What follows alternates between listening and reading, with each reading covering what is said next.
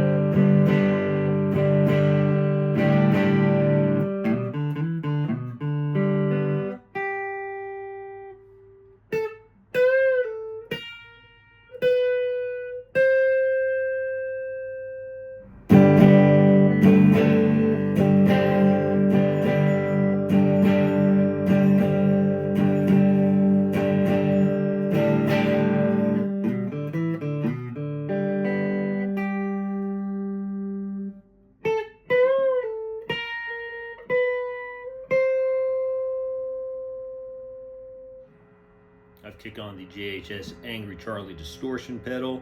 On the pedal, the volume is about 3.5, gain is about 4, bass 5, mids and treble 7. Bridge pickup.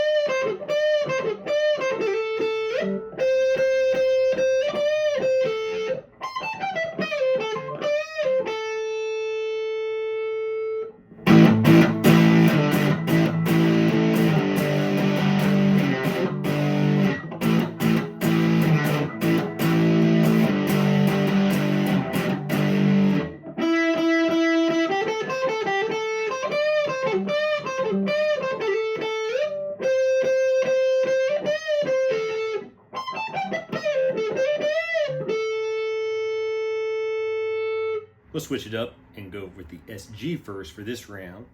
So for the overdrive sounds, I'm using a JHS Mike Campbell Signature Overdrive. Volume's on about 4, gains on about 7, trebles on about 7, basses on about 4. Bridge pickup.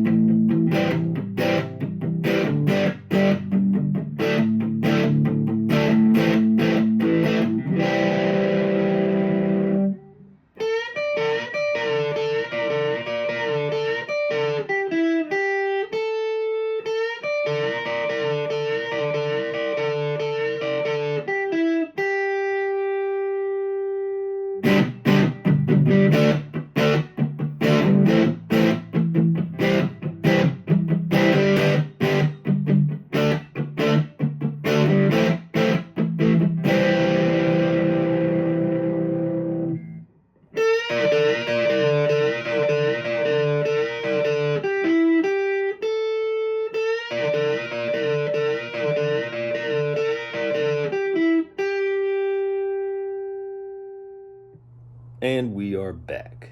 I hope those sound samples were helpful. I did not touch them at all in post-production. Again, that's just an SM57 in front of the box into an audio interface. So my final thoughts. Of all the guitar comparison videos I have done, this is actually one of my favorites because it is such a compelling comparison. I'll just come right out and say it. There is no doubt that the Revstar is a better guitar. I hate to say that because I love this guitar, but the feature content in the Revstar is just amazing for $849. One thing I think I failed to say in the open, it also has like a carbon reinforced neck. So I actually think that sound is the SG's biggest, I don't want to say advantage, because honestly, having played them both a lot and listened back to the sound samples, some of the sounds I like better with the SG, some with the Revstar. But they're at worst an equal playing field, if not maybe even the SG a little bit ahead in terms of sound. But pretty much everything else in these particular iterations, the Revstar comes out ahead. And I'll tell you why I think that. One, a lot of people don't like this neck shape. I don't mind it. In fact, I actually like it. But the Revstar is just more comfortable. This has, again, I hate to say this because it's such a cliche thing to say, this is a great guitar, and for $450 it is amazing. But with a thick poly finish, it feels a little bit, I'm trying to think of something that doesn't sound more derogatory than what I mean. Sometimes the more inexpensive Epiphones feel almost toy-like in a way. And again, that sounds worse than what I really mean, but because of the thick finish, which I don't hate, and it just feels more inexpensive. This guitar feels, I think the average person, if you handed this in the Japanese made one, which is more than twice the price, initially they would have a hard time telling the difference. Another advantage the Revstar has, and the Ministry of Guitar channel talked about this about Epiphones, and I agree. For the normal everyday playing, this is not at all a problem.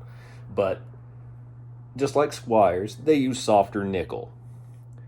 Between the stainless steel frets and the carbon rods, if you were going on tour or traveling a lot, this would be the guitar that would both resist temperature change, and of course the stainless steel frets last virtually forever. Using this as a touring guitar, you'd probably eventually wear out the frets. I know that doesn't apply to most of us, doesn't apply to me, but this is a true professional guitar. Anyone wanting a dual P90 guitar, even if they could afford something 3 times the price or vintage, you're not really getting anything better than this. This is an amazing guitar for the price, but the feature content just isn't there compared to the Revstar. Now, the lightweight is an advantage, and it does have the great vintage vibe. You see the tuning keys there. I mean, it looks great. And I hate to say anything bad about this guitar because I love it so much. I've recorded with it. I'm not sure that it doesn't sound better than this guitar, in my opinion. But I really do think the Revstar is just a nicer guitar. That being said, the Revstar is almost exactly twice as much. You do get a gig bag with the Revstar, a very nice gig bag like that. But this really is a case, if you're in the sub $500 range, you want a dual P90 guitar, this is the one. This is just fantastic. I have no complaints about it, because anything negative I may have said in this video is just comparing it to a guitar that, again, is almost twice as much. If you have $1,000 to spend and you want a guitar that's going to be a workhorse, that could be your #1 guitar, this is probably it. And again, everyone has their individual taste. For example, I keep saying for sub $1,000 guitars, even though they both have great feature content, even though this one doesn't have locking tuners, which is not a big deal to me, I might like the Guild Surfliner a little bit better, which you've seen on this channel. But that's because it appeals to my specific taste, because it's a little more Fendery, for a lack of a better way of putting it. This is a little more Gibson-y. So all these things come down to taste, but based on playing these guitars, listening to them, knowing the specs, living with them, and having played enough of these guitars over the years to know how it translates, you can't go wrong with either one. But if you had the money, I would go with the Revstar. But if you don't, or if you just want a P90 equipped guitar and don't want to invest a lot in it, this is a great guitar. The entire Inspired by Gibson line is great. I'd love to get the Firebird in that line. I don't. This is one of those situations where would the Gibson Special be nicer? Probably, but not 3 or 4 times the price nicer. And in fact, the Guitarista's channel, I think he actually liked this exact guitar in this exact color better than a Gibson. So this is a great guitar. But please let me know what you think, especially if you've played them both. If you have any questions, please leave them below. Please like and subscribe. And until next time, keep on rocking.